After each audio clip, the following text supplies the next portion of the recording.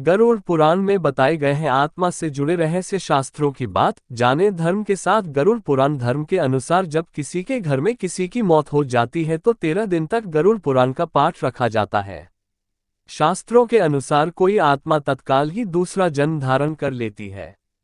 किसी को 3 दिन लगते हैं, किसी को 10 से 13 दिन लगते हैं और किसी को 1.25 माह लगते हैं, लेकिन जिसकी स्मृति पक्की, मोह गहरा या अकाल मृत्यु मरा है तो उसे दूसरा जन्म लेने के लिए कम से कम 1 वर्ष लगता है। तीसरे वर्ष उसका अंतिम तर्पण किया जाता है। फिर भी कई ऐसी आत्माएं होती हैं जिन्हें मार्ग नजर नहीं आता है और वे भटकती रहती हैं।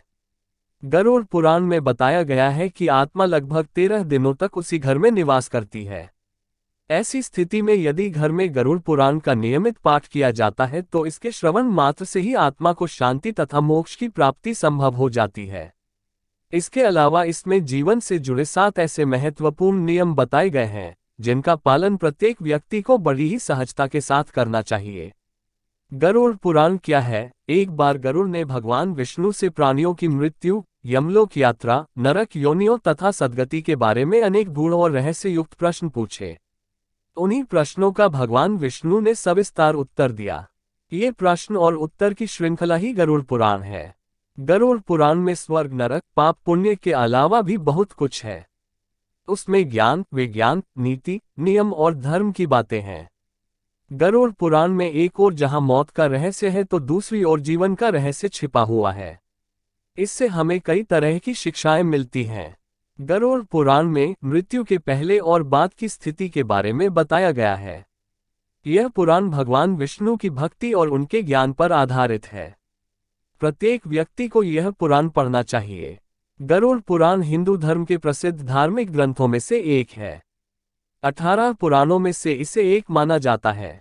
गरुड़ पुराण में हमारे जीवन को लेकर कई गूढ़ बातें बताई गई हैं जिनके बारे में व्यक्ति को जरूर जानना चाहिए।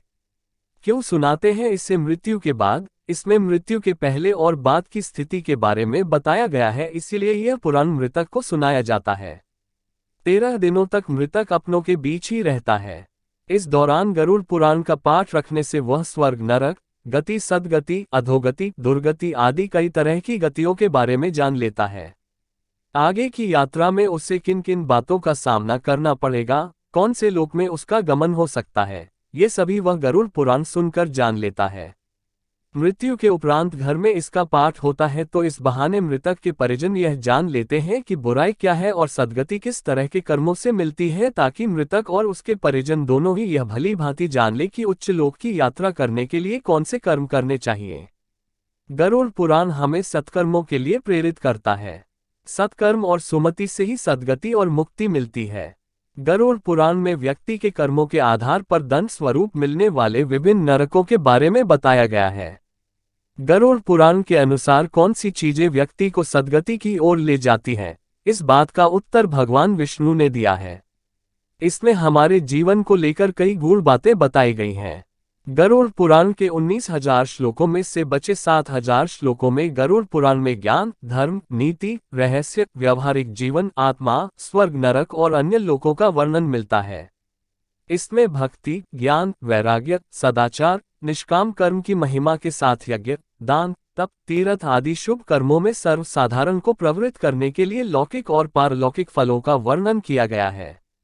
पूर्व जन्म में जातक ने जैसे कर्म किए होते हैं, उन्हीं के आधार पर वह पृथ्वी पर नया जन्म लेता है।